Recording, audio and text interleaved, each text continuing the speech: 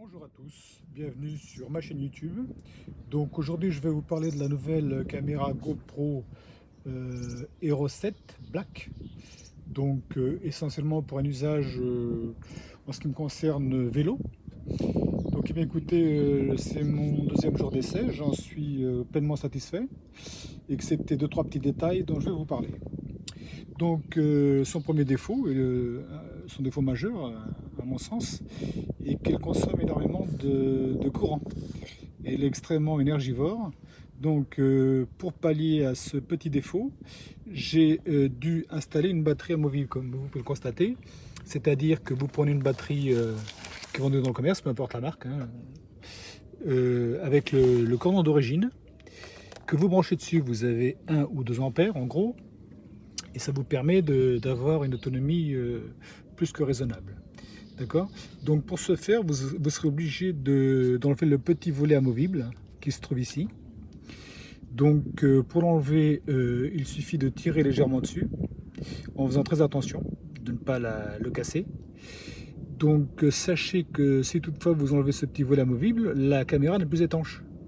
Donc si jamais il pleut ou si vous allez dans une région humide avec, soyez très vigilants. Une des qualités de cette caméra, c'est qu'elle a un stabilisateur extrêmement performant à mon sens, même s'il n'est qu'optique, et ça vous rogne une partie de l'image, c'est de l'ordre de 10%, mais bon, ça en vaut la peine.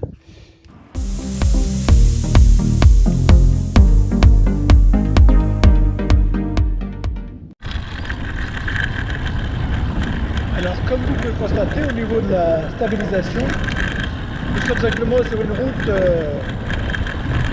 assez abîmée, disons, et néanmoins l'image bouge très peu. Hop là, on est vigilant à la circulation quand même. Donc c'est une des qualités de la GoPro, c'est d'être très peu sensible aux imperfections de la route. Et ça, croyez-moi, en usage sportif, c'est un détail extrêmement important. Ça n'est pas à négliger lors de l'achat. Après, certains autres font au moins aussi bien, disons. Mais bon, j'ai fait le choix de cette caméra. Pour sa très grande diffusion. Et pour la facilité de trouver des accessoires dans le commerce. Quant à la résolution, elle est réglée actuellement sur 1080 p60.